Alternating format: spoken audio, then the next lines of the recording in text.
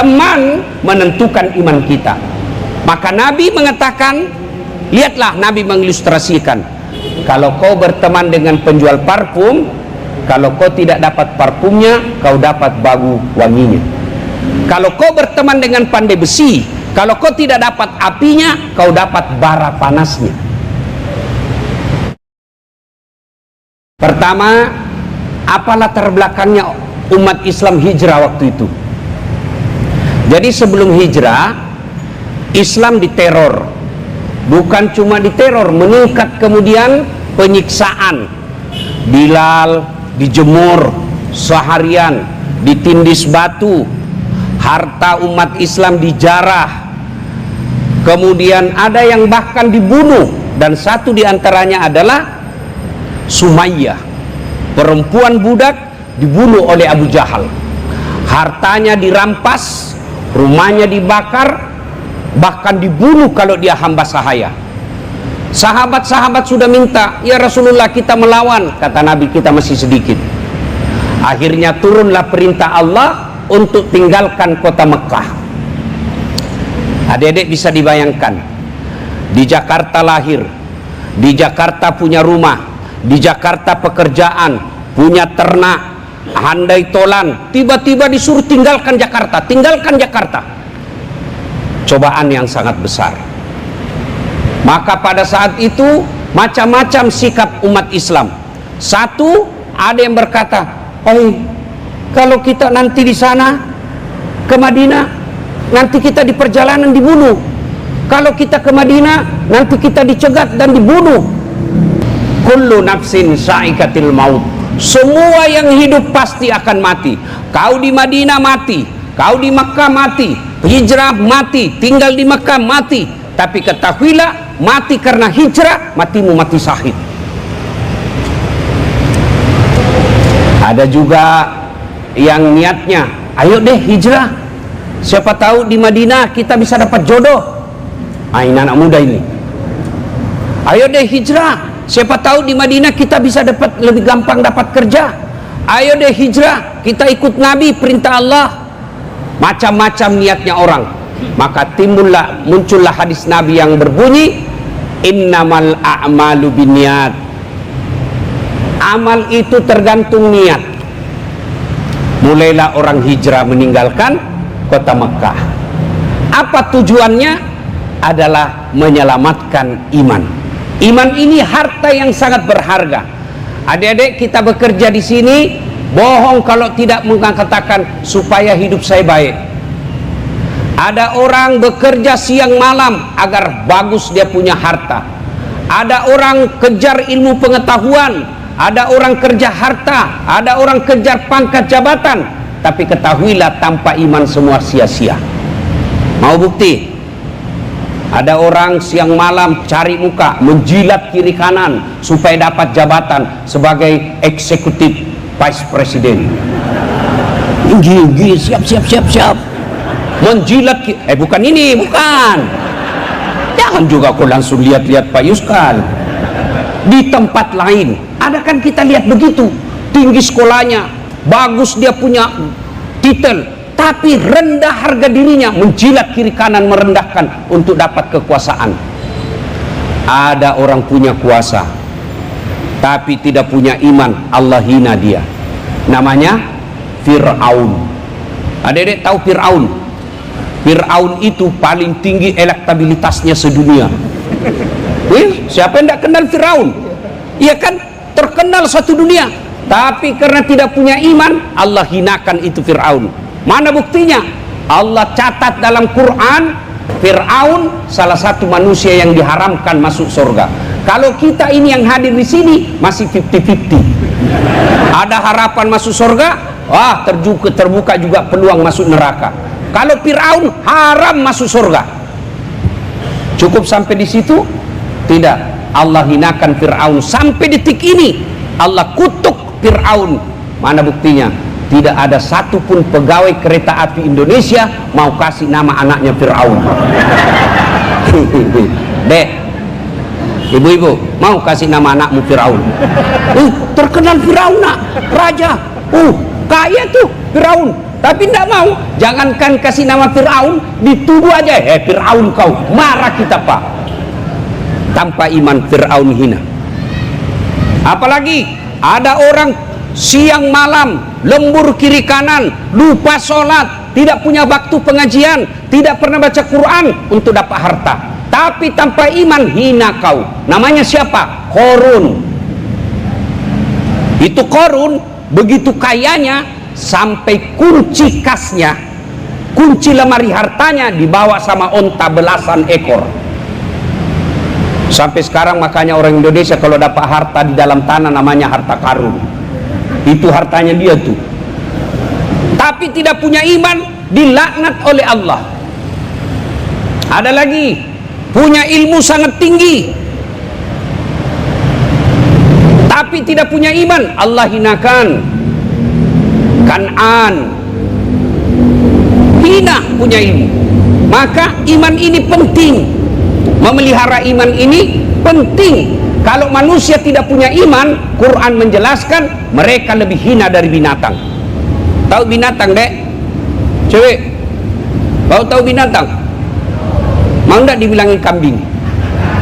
Enggak tahu. Tapi kalau manusia tidak punya iman, kata Quran, mereka lebih hina dari binatang. Bapak-bapak tahu kambing? Kakak saya di kampung jual beli kambing. Itu kalau ada kambingnya suka ganggu temannya, dia bilang sama penjaganya, jual. Sampai di pasar tidak ada yang beli, kata kakak saya, bawa pulang, potong, kita makan satu RT. Kambing nakal, jual. Tidak ada yang beli, potong. Kalau pegawai kereta api Indonesia nakal, malas kerja, paling terlambat datang, paling cepat pulang, pembagian bonus paling depan, akhlaknya jelek, tukang tipu, mau diapa? Potong. Siapa mau makan? Ayo jual. Siapa mau beli? Dimutasi, pasti dapat gaji. Maka saudara-saudara sekalian, iman ini penting. Maka sahabat dulu rela meninggalkan hartanya, bahkan rela meninggalkan saudaranya, bahkan rela meninggalkan anaknya sendiri. Ada yang meninggalkan bapaknya, meninggalkan istrinya karena beda akidah, tinggalkan Makkah menuju ke Madinah. Dan adik-adik pernah lihat Makkah Madinah perjalanan? Kalau sekarang kita naik bus, ada duit sedikit naik kereta Pak, 2 jam, naik bus 6 jam sampai 8 jam. Padang pasir, malam kedinginan, siang kepanasan, tidak ada air. Orang hijrah untuk apa? Iman. Ada orang kaya, bangsawan di Madinah, namanya Abu Bakar Siddiq. Kaya, bangsawan, terhormat, banyak duitnya, mau dan ikhlas menemani Nabi untuk hijrah, menemani Nabi keluar rumah tengah malam buta, menemani Nabi untuk menemani Nabi hijrah menuju Madinah. Kira-kira masih ada orang Indonesia kaya, zona nyaman, mapan, bangsawan, terkenal, mau dekat, mau temani ulama hijrah malam-malam.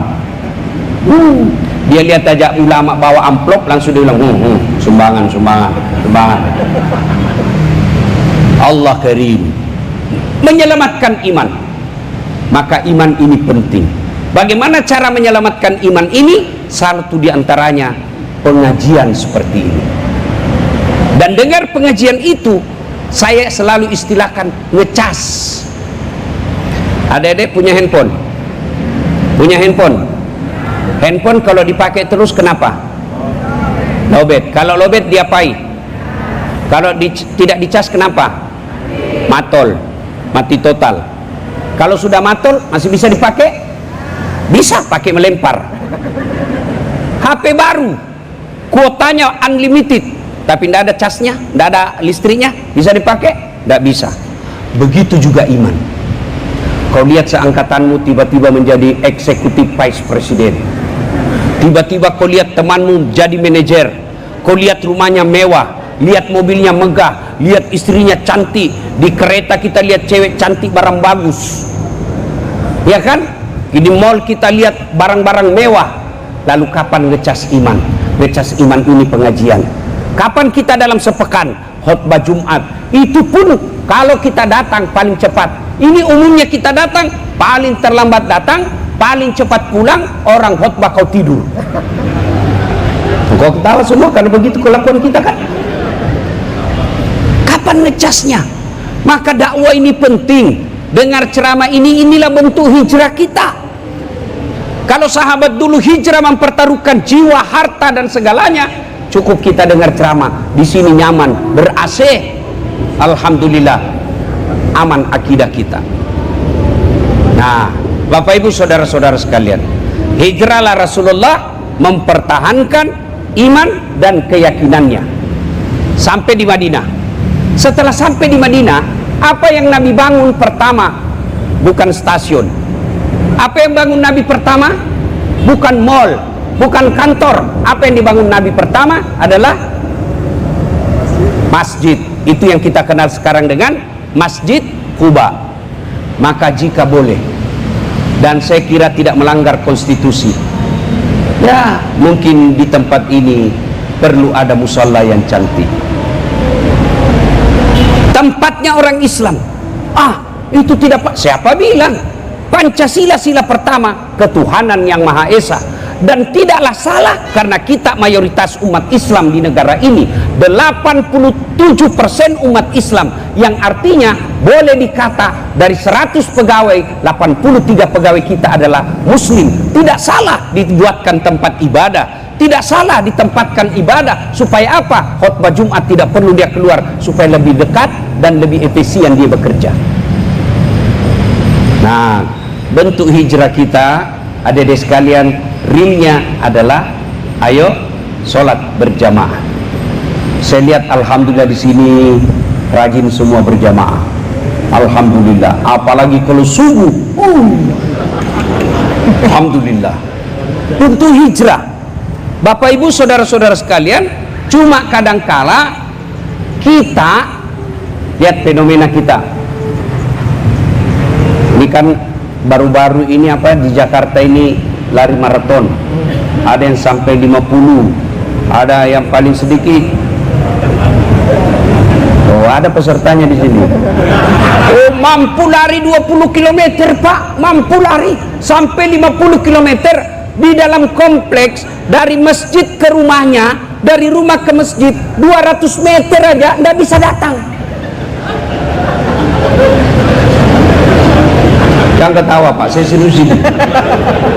Oh, nanti Bapak kena pertanyaan di akhirat nanti. Rumahmu dekat betul dari masjid, kau sepeda 30 kilo satu kali sepeda, kamu lari 10 kilo satu kali lari. Rumahmu dekat dari masjid, kau tidak pernah kau nampak di masjid. Hati-hati saudaraku, biar jantungmu kuat, ototmu bagus, jantung hatimu baik, darahmu bagus, kolesterolmu baik. Tapi begitu Allah bilang pulang kau, tidak ada pengaruh dengan jantung, ginjal dan lain sebagainya. Maka bentuk hijrah kita, ayo kuatkan iman. Caranya satu, ikut pengajian. Dan hanya orang malas yang tidak mau dengar pengajian sekarang. Buka sekarang YouTube, semua ada. Mau model dakwah Jawa, ada Gus Baha. Mau model Ustadz Melayu, ada Abdul Somad. Mau model Betawi, ada juga di sini. Mau model Sunda, ada Aagim. Mau model Bugis Makassar, ada Dasat Latif. Cuma kalau dengar dakwah jangan jadi juri. Oh, kalau ini ceramah bagus. Oh, kalau ini emang ini ada lomba. Kalau tidak senang, tidak usah laksanakan. Tidak usah kau jelek-jelekkan. Itu mubalik ulama. Kalau kau tidak setuju pendapatnya, tidak usah jalankan. Tidak pula kau celah-celah. Ini baru belajar agama sedikit, dia kelompok-kelompokkan Ustadz Sunnah. Tidak ada nama saya. Ustadz tidak sunnah. Nomor 13. Saya tanya, kenapa kau tuduh saya Ustadz tidak sunnah? Buktinya kau tidak pelihara jenggot. Ya mau diapa kalau tidak mau tumbuh?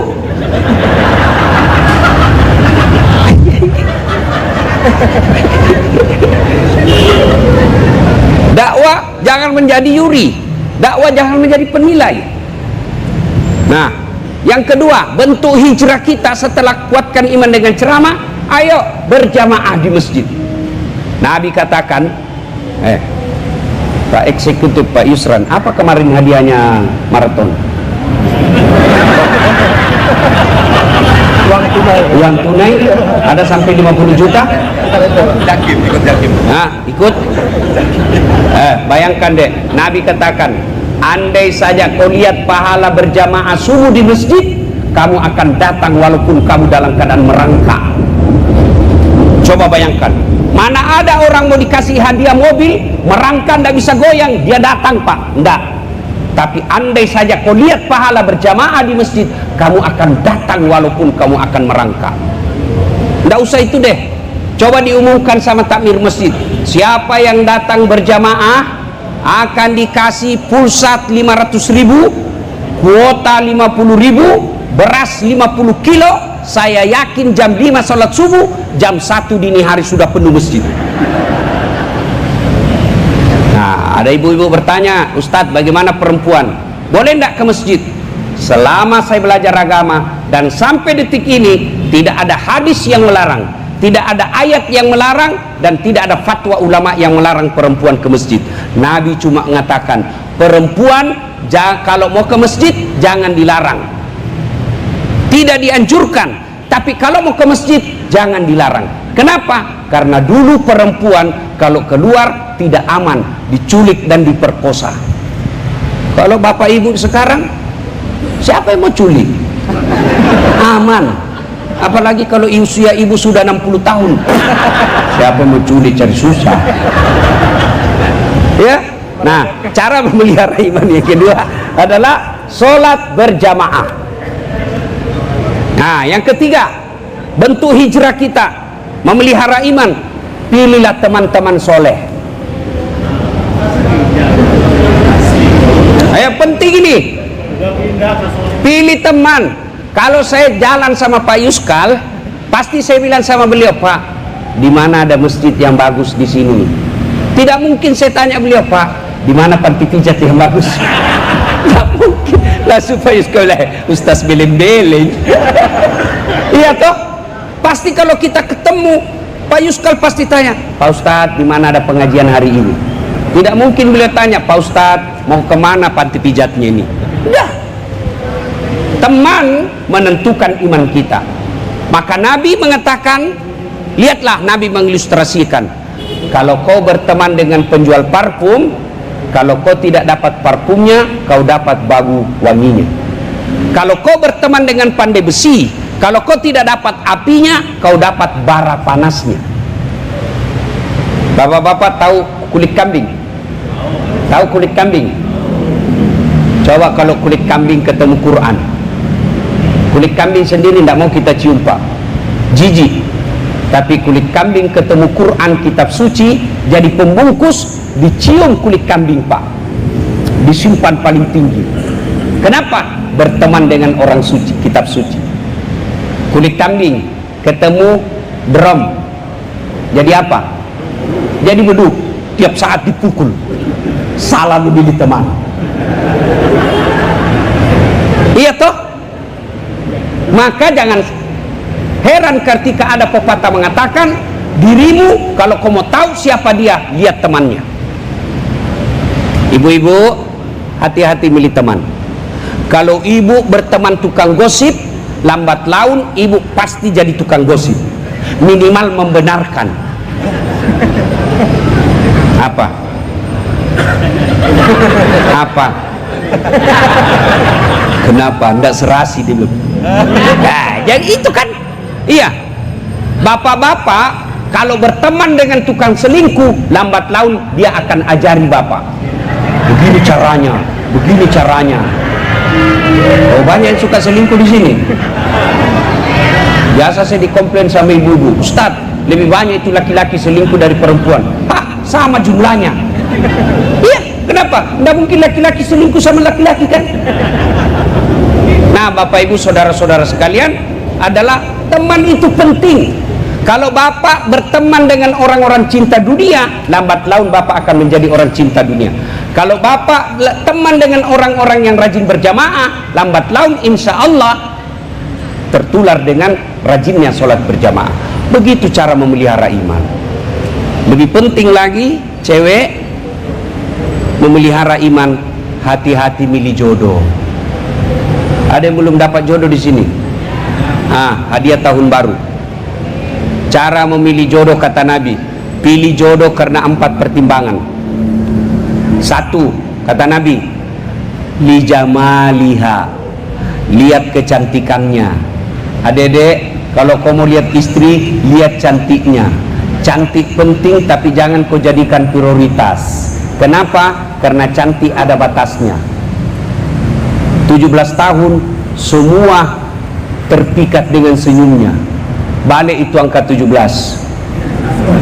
71 senyum, cucumu aja lari, dikira mau digigit. Cantik penting. Kenapa? Hampir 24 jam di depanmu. Baru pulang kantor, dia lagi. Mau tidur, ada lagi depan kita. Baru bangun, dia lagi. Jadi kalau jelek pasti cepat ganti casing. Tapi jangan lupa, jangan prioritas. Cantik ada batasnya. Kalau Anda menikahi seseorang karena kecantikan atau kegagahan, maka berpotensi menjadi playboy atau suka ganti-ganti. Yang kedua, pilihlah dia karena kekayaannya. Nabi dijodohkan oleh Allah dengan Siti Khadijah, salah satu sebabnya karena Khadijah orang kaya. Islam tidak melarang kita cari orang kaya, tapi Islam melarang materialistik. Apa itu materialistik? Menghalalkan segala cara untuk dapat harta. Kalau orang Islam cari istri cantik, boleh. Cari istri yang cantik dan kaya, boleh. Dia kaya tapi ada batasnya. Kaya Ustaz, 7 turunan dia tidak miskin. Betul, masalahnya calonmu turunan ke-8. Yang ketiga, lihat keturunannya. Keturunan penting. Orang Jawa bilang bebet, bibit, dan bobot.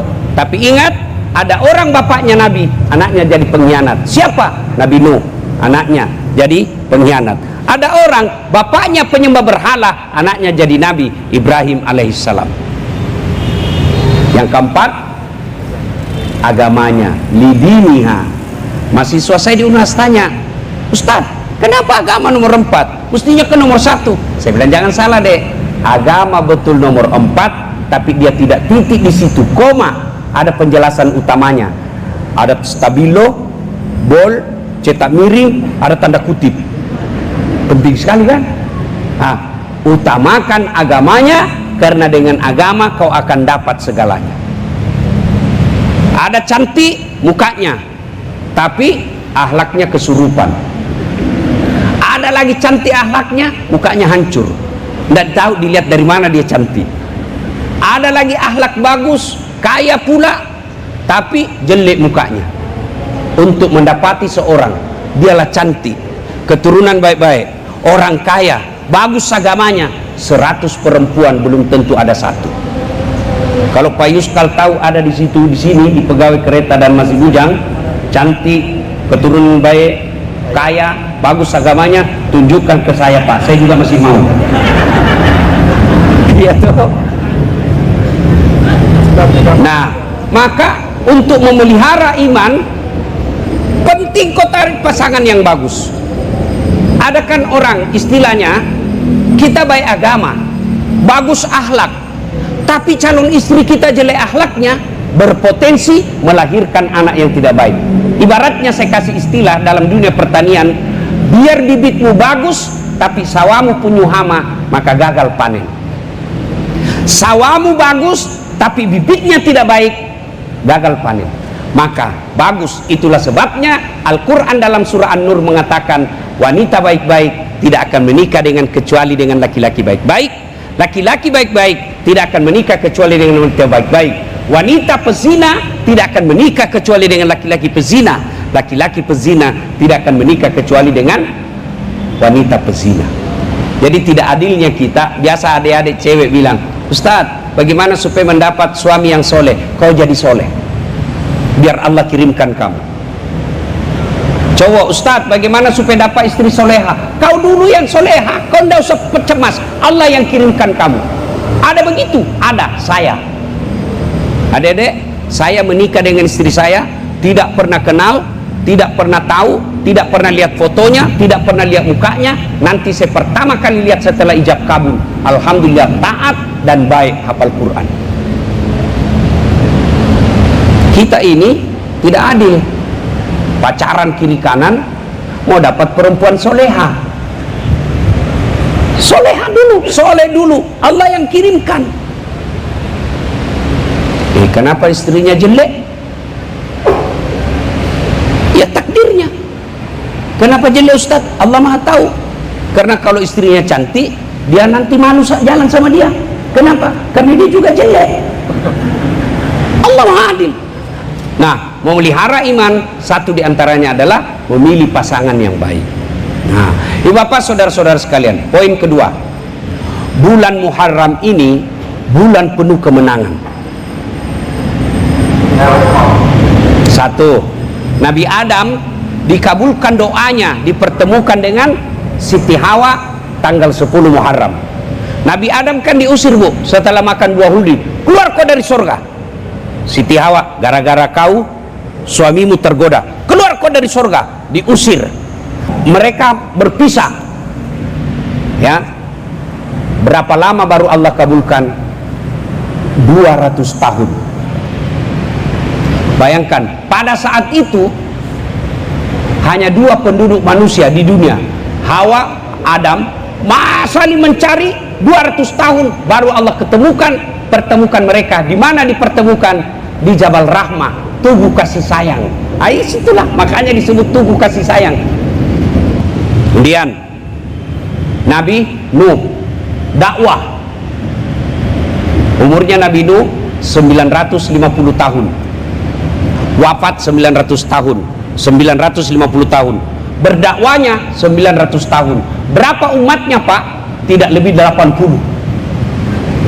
Kira-kira ada ndak Ustadz mau berdakwah? Berarti kalau 900 tahun umatnya hanya tidak cukup 80 orang, berarti 10 tahun satu saja dia dapat umat. Ada ndak ulama mau bikin pesantren 10 tahun cuma satu pasti santrinya, pasti gulung tikar. Pak Yuskal mau ndak jadi eksekutif vice presiden 10 tahun cuma satu pegawainya? Tidak ada orang mau begini, Pak. Begitu bejatnya itu umatnya Nabi Nuh. Allah hukum, bahkan anaknya sendiri berkhianat. Allah hukum, ditenggelamkan, datang banjir, dan bebas dari banjir tanggal 10 Muharram. Nabi Yunus dakwah, tidak ada yang mau percaya juga. Satu kampung tidak percaya. Kalau tadi Nabi Nuh masih ada kurang lebih 80 orang, Nabi Yunus tidak ada yang mau percaya. Nabi Yunus kemudian pergi merantau, meninggalkan tugasnya, tinggal dimakan ikan, masuk dalam perut ikan. Nabi Yunus membaca istighfar karena tobat. Saya sangka buruk kepada Allah, saya tinggalkan medan dakwah. Lalu Nabi Yunus beristighfar, la ilaha illa anta subhanaka inni kuntu minadz zalimin. Keluar dari perut tanggal 10 Muharram. Nabi Ibrahim dibakar oleh Raja Namrud, bakar satu halaman api, bebas dan keluar kedinginan tanggal 10 Muharram. Nabi Musa ditenggelamkan Fir'aun, berhasil mengalahkan Fir'aun tanggal 10 Muharram. Bagi kita umat Islam, Muharram adalah tahun hijrahnya, bulan hijrahnya Rasulullah dari Mekah ke Madinah. Karena dia bulan penuh kemenangan, maka apa yang kita lakukan? Satu, bulan Muharram ini perbanyak istighfar. Nabi menganjurkan bulan Muharram perbanyak istighfar. Mau istighfar panjang boleh, mau istighfar dengan lagu silakan. Astaghfirullah Rabbal baroya, astaghfirullah minal hataya. Boleh. Astaghfirullahaladzim, la ilaha illa anta, subhanaka inni kuntu minadz zalimin. Terlalu panjang Ustaz, boleh yang pendek.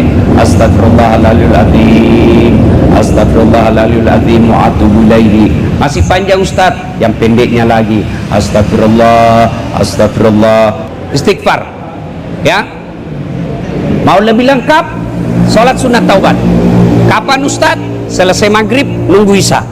Misal kita nih nunggu macet, selesai sholat maghrib, kita perkirakan masih macet, saya tunggu aja selesai macet, nunggu isya di masjid sambil nunggu sholat sunat taubat.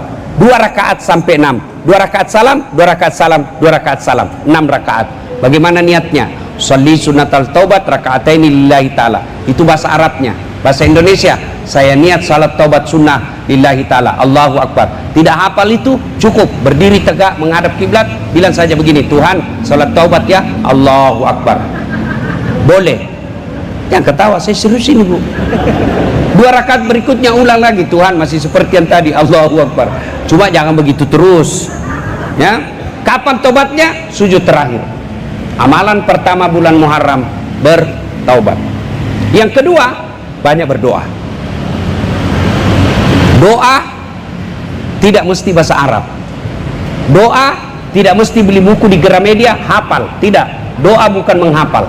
Ada orang berdoa tiap hari, berdoa hampir tiap jam berdoa, tapi sayangnya berdoanya di status. Mau pergi kerja, update status di IG, ya Allah berkahilah pekerjaanku. Sampai di kantor, ya Allah lindungilah saya dalam bekerja. Selesai duhur lagi, ya Allah terimalah amal-amalku. Sibuknya itu Tuhan mau baca statusmu. Gimana? Dimana berdoa aja, bukan di status doamu. Selesai sholat, paling baik berdoa selesai sholat masih ada wudhu. Harus bahasa Arab? Tidak, tidak mesti bahasa Arab. Ibu-ibu mau enggak saya ajar doa punya anak soleh dan soleha? Mau ibu? Nah, coba kita ikut. Bismillahirrahmanirrahim. Allahumma barik lana bima rasaktana. Nah, ibu ikut karena ibu tidak tahu artinya. Itu doa makan ibu. Kenapa kita ikut? Karena tidak tahu arti. Maka doa tidak harus bahasa Arab. Boleh doa begini, ya Allah Engkau sudah tahu apa yang ku mau, maka kabulkanlah, amin. Selesai. Daripada bahasa Arab tidak tahu artinya, nanti bingung malaikat, apa maksudnya ini? Lain di bibir, lain di hati. Iya, saya kalau berdoa minta rezeki, kalau saya bangun masjid, ya Allah saya bangun rumahmu, tolong bayar cepat. Kan rumah Allah. Boleh doa begitu? Boleh. Ya Allah, kau larang saya minta kepada manusia, maka saya datang minta kepadamu, kabulkan keinginanku seperti janjimu, ud'uni astajib lakum. Minta kau kepadaku, pasti saya kabulkan. Doa itu curhat, maka minta kepada Allah. Bulan Muharram ada hajatmu, kau mau mutasi tempat yang lebih baik, mau dapat pangkat jabatan lebih baik, kau bangunlah malam bulan Muharram ini tahajud. Yang ketiga, bulan Muharram ini apa? Puasa. Sunnahnya 10 hari di bulan Muharram, dari tanggal 1 sampai tanggal 10. Tidak bisa minimal 3 hari, tidak bisa juga minimal 1 hari. Tanggal 10 Muharram, tanggal 5 dan 6 nanti. Nah, ibu bapak saudara-saudara sekalian, yang keempat disunnahkan di bulan Muharram ini, perbanyak bersedekah. Saya ini Ustadz pegawai honor, sedekah tidak mesti duit, sedekah kerja yang baik.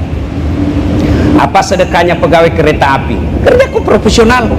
Bayangkan saya dikasih tahu tadi, 1 hari 1.400.000 orang yang menggunakan jasa kereta api.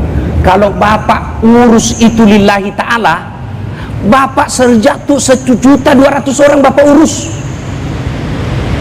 Inilah makna awal ceramah saya tadi, hijrah tergantung niat.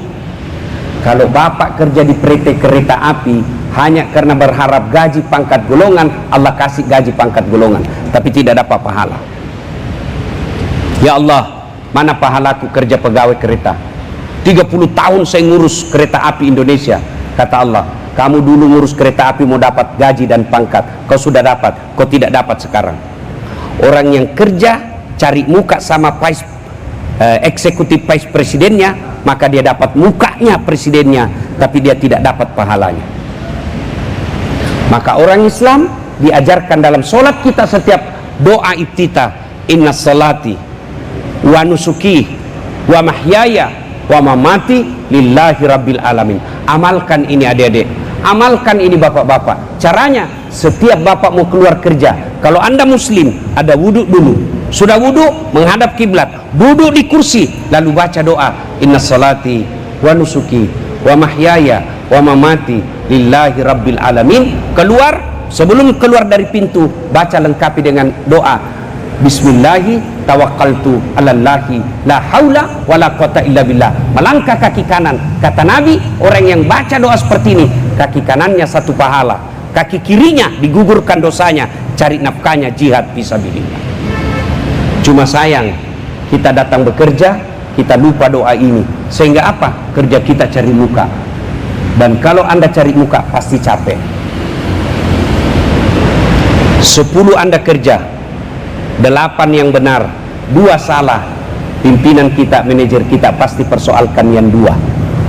Bego memang kamu, masa tidak bisa aku kerja, padahal 8 tuh yang benar. Tapi Allah, 2 yang salah, 8 yang benar, yang 2 yang Allah pilih, karena ada 8 yang benar. Maka bekerjalah lillahi ta'ala. Kalau anda bekerja lillahi ta'ala, tiap bulan dapat gaji, tahunnya dapat kenaikan pangkat, dan dapat pula pahala di akhirat kelak. Bayangkan Bapak Ibu sekalian, saya mau kasih supaya semangat kita kerja. Bapak, kalau punya istri cerewet, ibu-ibu punya suami malas, tidak tahu sopan santun, kasar, ada pilihan tidak Bu? Ada pilihan? Ada? Ada. Pulangkan saja aku pada ibuku atau ayahku. Minta cerai. Bapak-bapak punya istri cerewet, tidak tahu sopan santun, tidak menghargai mertua, ada pilihan? Ada. 2 pilihannya Pak, tambah atau ganti.